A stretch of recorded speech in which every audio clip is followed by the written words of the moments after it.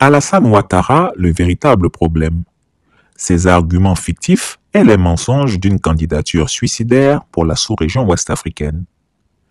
Chers auditeurs, Alassane Ouattara, en quête désespérée d'un 4e mandat, justifie son projet anticonstitutionnel par 2 arguments fallacieux qui, loin de prouver sa compétence, révèlent son rôle de fossoyeur de la stabilité régionale. Ces arguments sont non seulement trompeurs, mais aussi dangereux, car ils visent à octroyer au despote ivoirien un chèque blanc pour achever son travail de démolition de la sous-région ouest-africaine. Revenons sur ces mensonges et leurs implications. Le vieux Grigou prétend que la rupture avec l'Union économique et monétaire ouest-africaine, UEMOA, et le franc CFA est inévitable, surtout après le départ du Mali, du Burkina Faso et du Niger de la CEDEAO. Selon lui, ces pays se dirigeraient vers une sortie totale des organisations régionales, ce qui provoquerait, selon ses dires, un tsunami économique. Pour éviter cette catastrophe, il affirme être le seul chef d'État capable de gérer une telle situation grâce à son expertise d'économiste. Mais cette rhétorique est une insulte à l'intelligence collective. Alassane Ouattara est précisément la cause de cette implosion. C'est son manque de sagesse et son impulsivité qui ont conduit la CEDEAO à imposer des sanctions illégales, illégitimes et inhumaines contre les régimes militaires du Mali, du Burkina Faso et du Niger. Ces sanctions, poussées par lui, ont alimenté le rejet des institutions régionales, perçues comme des instruments de domination étrangère. Comment peut-il aujourd'hui se présenter comme la solution alors qu'il est la source même du problème? En violant lui-même la constitution de son pays pour s'octroyer un 3e mandat, le dictateur des lagunes s'est discrédité comme défenseur de la stabilité institutionnelle. Son régime autoritaire a miné la légitimité des structures régionales et renforcé les dissensions. Le maintenir au pouvoir reviendrait donc à lui donner le feu vert pour parachever la démolition de l'UEMOA et de la zone CFA. Le départ d'Alassane Ouattara, au contraire, est la condition sine qua non pour restaurer le dialogue avec les pays marginalisés et éviter un effondrement total des institutions économiques régionales. Le même Ouattara avance également l'idée que la Côte d'Ivoire, sous son règne, est le dernier oasis de stabilité dans une sous-région en proie au chaos. Il prétend que sans lui, la Côte d'Ivoire sombrerait dans une crise sécuritaire qui entraînerait l'effondrement de la CEDEAO. Mais cette affirmation est tout aussi mensongère que dangereuse. La réalité est que l'octogénaire supermenteur est le principal artisan de l'insécurité régionale. Sous son régime, la Côte d'Ivoire est devenue un terreau fertile pour les complots et les ingérences dans les affaires des États voisins. Le Mali, le Burkina Faso, le Ghana et d'autres pays ont à plusieurs reprises dénoncé des tentatives de déstabilisation venant de la Côte d'Ivoire, orchestrées par Alassane Ouattara pour imposer des présidents qu'il contrôle. Sa politique étrangère agressive, combinée à sa gouvernance répressive et autoritaire, alimente directement les tensions politiques et les conflits dans la sous-région ouest-africaine. Ce n'est pas un rempart contre l'insécurité, il en est le moteur.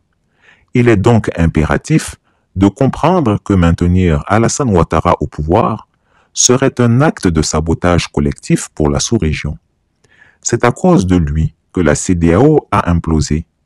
Son entêtement à sanctionner les peuples du Mali, du Burkina Faso et du Niger a isolé ces pays.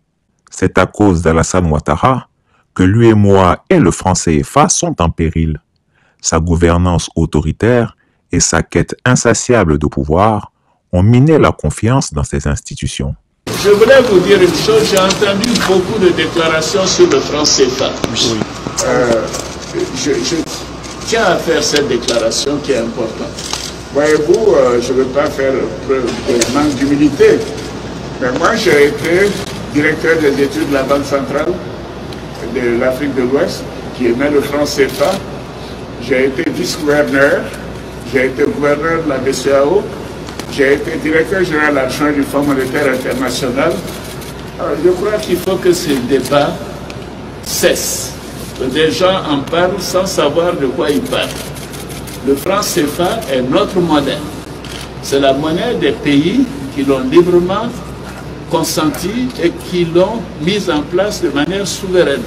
Et ce, depuis l'indépendance, depuis 1960. Le franc CFA est plus ancien que l'euro. Alors, personne ne parle de l'euro. Et ceci ne semble pas poser de problème. Alors, je ne comprends pas ce faux débat sur le franc CFA. Alors, je tenais à le préciser. Le franc CFA est une monnaie solide. C'est une monnaie qui est gérée par la Banque centrale des États de l'Afrique de l'Ouest, dont j'ai été le gouverneur, dont je suis aujourd'hui gouverneur honoraire, gérée uniquement par les Africains. Et c'est une monnaie qui est en circulation, pas seulement dans les 8 États membres de l'Afrique de l'Ouest, mais dans l'ensemble de l'Afrique de l'Ouest. Si vous allez en Mauritanie, si vous allez au Ghana, au Nigeria, vous allez au Libéria, en Sierra Leone, dans d'autres pays, en Gambie, mais dans tous ces pays, les populations acceptent et utilisent le franc CFA. Si cette monnaie était autant décriée, pourquoi voulez-vous que des pays qui ne sont pas membres du franc CFA, que leur population irait chercher des francs CFA? Mais par contre, dans la zone de CFA Afrique de l'Ouest, nous n'avons pas de monnaie des pays voisins. Parce que cette monnaie est solide, elle est appréciée, elle est bien gérée. Les 8 économies qui la composent sont parmi les meilleures en performance économique. Le taux de croissance est au-delà de 6%. L'inflation est basse. La pauvreté se réduit. Les déficits sont maîtrisés parce que nous sommes ensemble et la solidarité fait que nous pouvons de temps en temps nous apporter des appuis et qui fait avancer la machine. C'est une monnaie qui est solide et c'est une monnaie bien sûr pour laquelle nous allons faire des réformes en temps opportun. Mais ça c'est notre affaire. Et je souhaite vraiment que ce faux débat puisse cesser. Notre monnaie est le franc CFA et nous sommes très heureux d'avoir cette monnaie qui est stabilisante pour nos économies, pour nos pays et pour nos populations. Je vous remercie.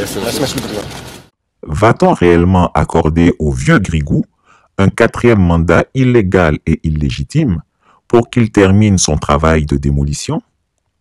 La France, en particulier, doit éviter de tomber dans ce piège.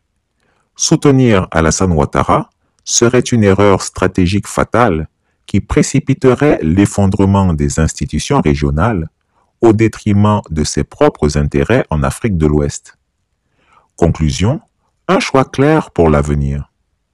Maintenir le tyran Ouattara au pouvoir, c'est offrir à un fossoyeur de la sous-région l'opportunité d'achever son œuvre de destruction. La Côte d'Ivoire, tout comme l'Afrique de l'Ouest, ne peut se permettre de laisser cet homme poursuivre son règne, marqué par la division, l'arrogance et l'échec. La paix, la stabilité et la coopération ne reviendront qu'avec son départ. C'est là que réside le véritable espoir d'un renouveau pour la sous-région, où les institutions seront enfin repensées et adaptées aux aspirations des peuples africains. Choisir de soutenir Alassane Ouattara, c'est condamner l'Afrique de l'Ouest à la fracture et à l'instabilité. Choisir de tourner la page Ouattara, c'est offrir une chance à la réconciliation, à la reconstruction et à un avenir meilleur. Chris Yapi ne ment pas. Retrouvez Chris Yapi sur ses 2 chaînes YouTube, sa chaîne Rumble, ses comptes TikTok, X, Instagram, VK et Threads.